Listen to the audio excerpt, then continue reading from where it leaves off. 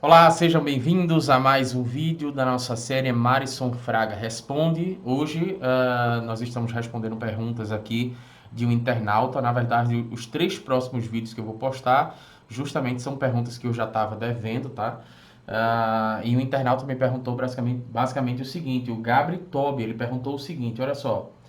A racionalização pode ser entendida como a alternativa que o indivíduo acaba, entre aspas, escolhendo para não mudar hábitos ruins, aquilo que nós chamamos de dissonâncias cognitivas, quando a crença entra em conflito com a ação, porque o indivíduo não está agindo de acordo com a crença, e então ou ele muda a crença ou ele muda a ação, né? Então vamos falar um pouco sobre isso aqui.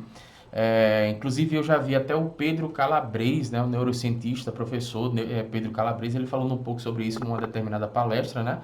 Ele dá o exemplo dessa questão da dissonância cognitiva. Eu acho que o nome dessa palestra dele deve ser O Poder do Hábito. Inclusive o mesmo nome do título do livro lá do Charles Duhigg, né, que é O Poder do Hábito, também um livro fantástico. Olha só, essa questão da dissonância cognitiva, digamos assim, é um conceito que foi introduzido ali em 1957 por Leo Festinger. Ele era um psicólogo, ele morreu em 1989, né? E ele lançou um livro em 57 falando exatamente o título do livro dele, A Dissonância Cognitiva, foi quando ele trouxe, apresentou, na verdade, esse conceito. Dissonância cognitiva é basicamente isso. A crença, na verdade, a crença ela diverge da ação. Eu vou dar alguns exemplos aqui para vocês entenderem melhor.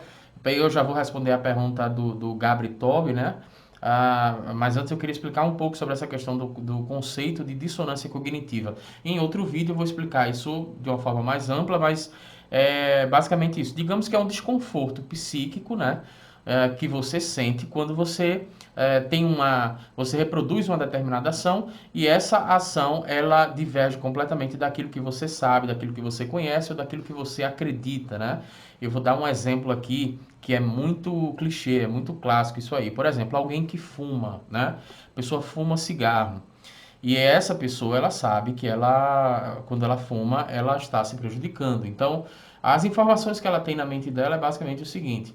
Em primeiro lugar, cigarro mata, né?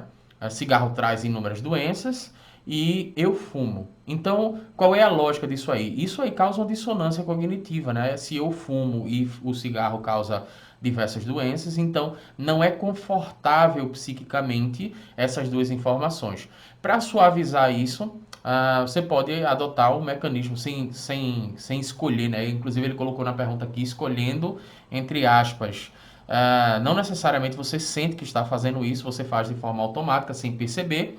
Dentro da psicanálise nós consideramos isso como um mecanismo de defesa do ego.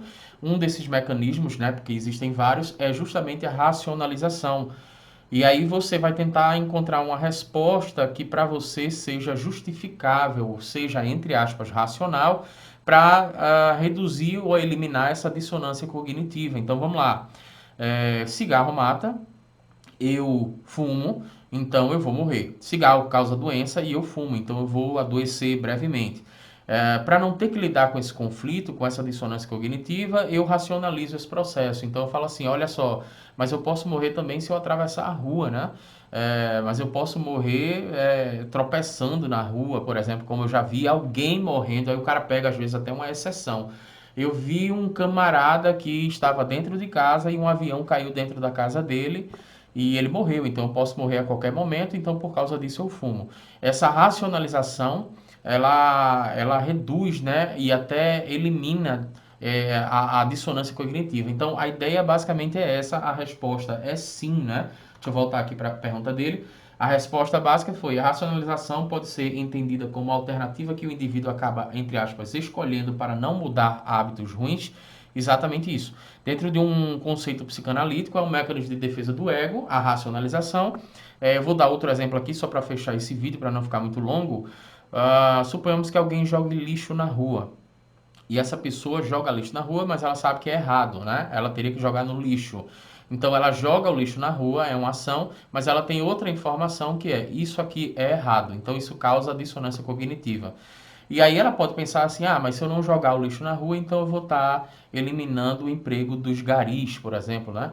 Então, isso aí é um mecanismo de racionalização, isso é um mecanismo de defesa muito frequente no ser humano, e o ser humano, na verdade, que consegue entender os mecanismos dele de racionalização, ele consegue dar um avanço muito grande, não só psiquicamente, como na questão de adquirir novos hábitos e eliminar hábitos antigos, né?